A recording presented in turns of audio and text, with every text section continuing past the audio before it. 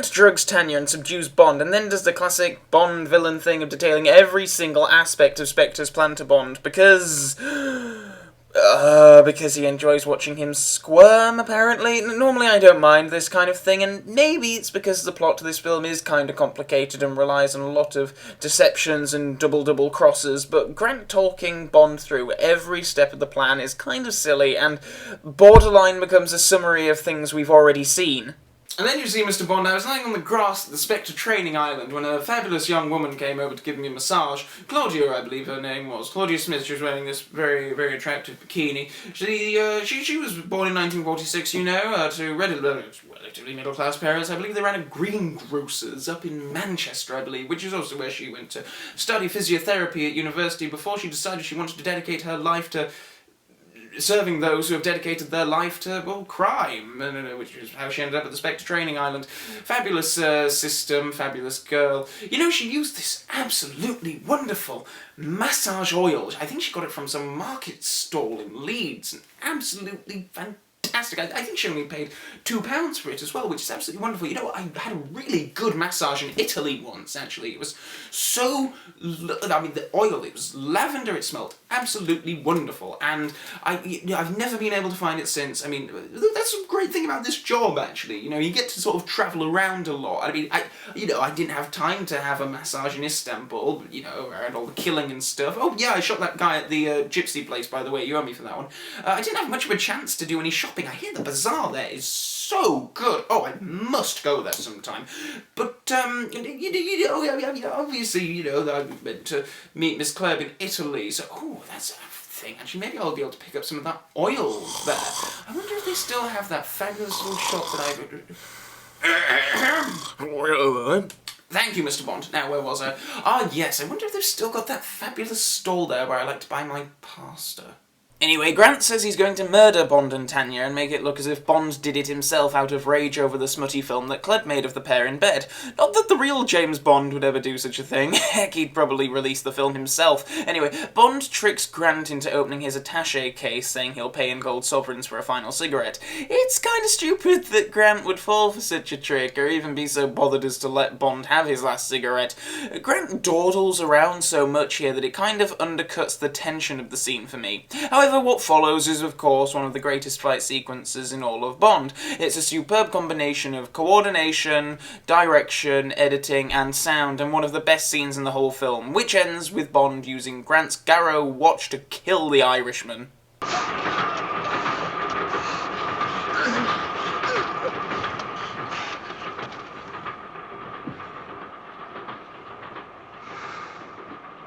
Bond and a dazed and confused Tanya escape using Grant's getaway car before being attacked by a Spectre helicopter in a scene that, well, it's hardly one of the most thrilling Bond action sequences.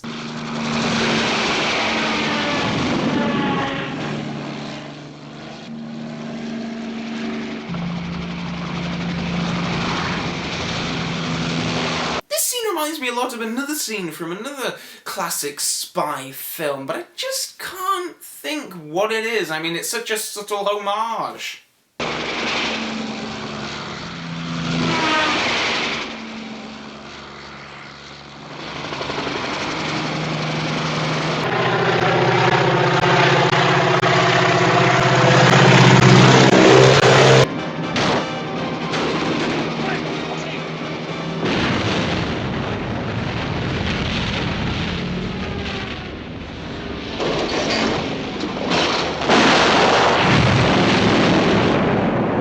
After miraculously avoiding a copyright suit, Bond and Tanya commandeer a boat, and meanwhile back on the SS Spectre, Blofeld isn't happy with how creepy Cronston's plan has failed. Oh yeah, I kind of forgot about Cronston, actually. He didn't really do that much this whole movie, did he? Just sort of showed up, said, "I've got a brilliant plan." "Your plan has failed." "Oh no, I'm dead." Not the most engaging of character stories, is it? Why even bother having him in the film? Why not just let it be Kleb's plan or something? Why waste the money hiring another actor to play a pointless character? Anyway, I digress. General Gogol's doppelganger kills Kronstein and then leads a fleet of ships to attack Bond and Tanya.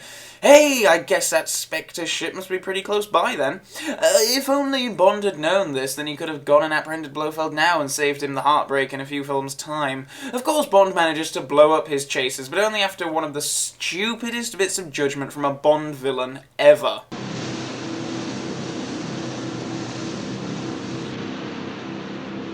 Slow down.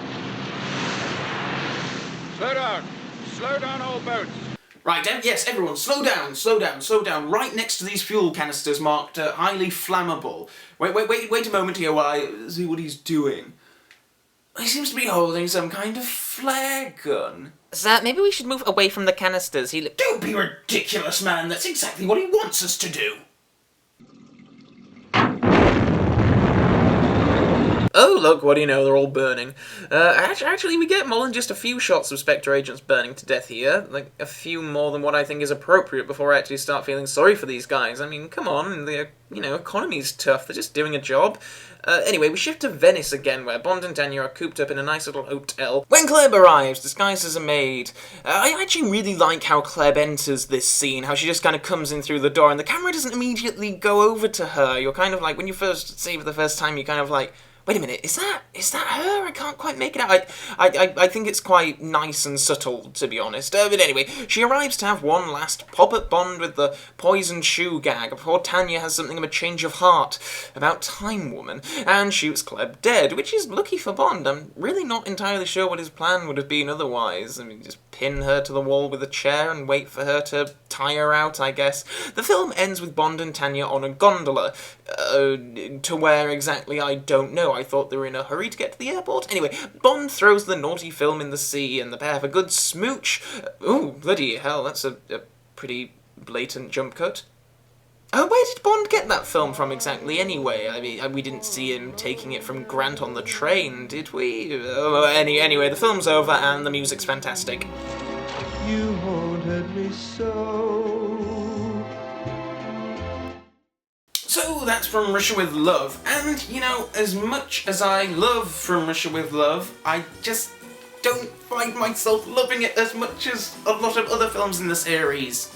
I think From Russia With Love will always be a film I admire more than I actually enjoy. Maybe it's because I largely look to Bond films for pure entertainment and relaxation, and From Russia With Love does have a much slower pace, and you do kinda need to follow what's going on more closely than usual. Like I said earlier, there's so much double crossing and such. However, one thing cannot be denied, and that is that Connery just is James Bond in this film.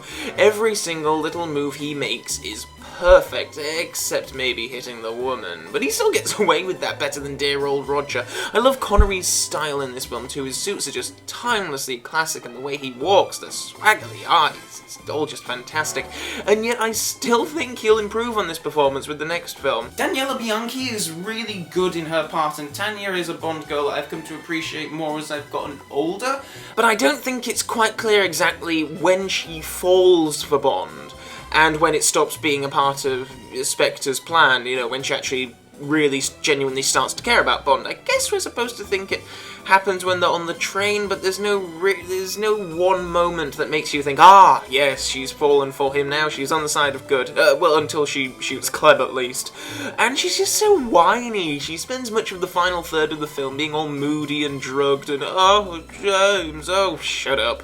Pedro Armendáriz is easily one of Bond's best allies. Bernard Lee and Lois Maxwell are on top form, and while Desmond Llewellyn doesn't leave a big impression here, the groundwork is certainly laid for him to really become a character in the next film. Now for the villains. From Russia With Love has one of the best villain ensembles of the whole series. Blofeld, Kleb and Grant are all absolutely terrific and classic, and you know what, I like Kronstein too. I just wish he had a little bit more to do of relevance. Even though Blofeld is technically head of Spectre, I always think of Kleb as being the main villain of this film, like how Largo is really the main villain of Thunderball. Lotte Lenya plays Kleb perfectly, this domineering, hard-faced woman who's like, 5'2" and tiny. It's really funny, and she has an awesome villain's gadget in that shoe. But of course, it's Robert Shaw who really steals the show here. Every scene he's in, you're just entranced by him. He has such an amazing screen presence. And it's funny the amount of times in later films when they try to do a villain and call him the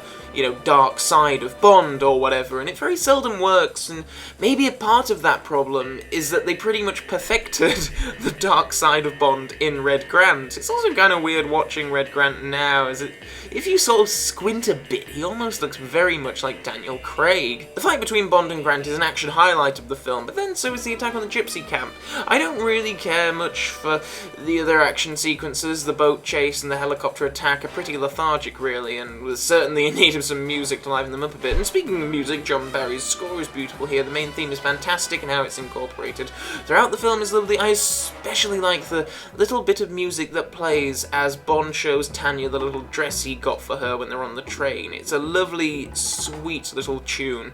Every time I watch From Russia With Love, I always go into it with the thought of, okay, this is the time I'm going to get it and love it more than anything else. Because I never liked this film when I was a kid, and since growing up I've always kind of expected the film to appeal to me more as an adult, and while it certainly does, and I love it and I enjoy it, I still don't think of it as being the Bond gold dust that a lot of other people seem to think it is. I don't know, like I say, every time I go into it, I always kind of expect I'm gonna have that, I get it now moment, but perhaps it's the pace. I just find it too slow when compared with other Bond films, and I guess I can see why people love this film, and I can see why people would call it the best. I understand where people are coming from, and if anything, I feel slightly inferior for not loving it as much as I want to. Unlike the likes of Thunderball, where I have no idea how anyone could possibly say that that's one of the best Bond films. But we have one more film to go before we get to the Thunderball thrashing. One of my favourites, in fact, 1964's Goldfinger.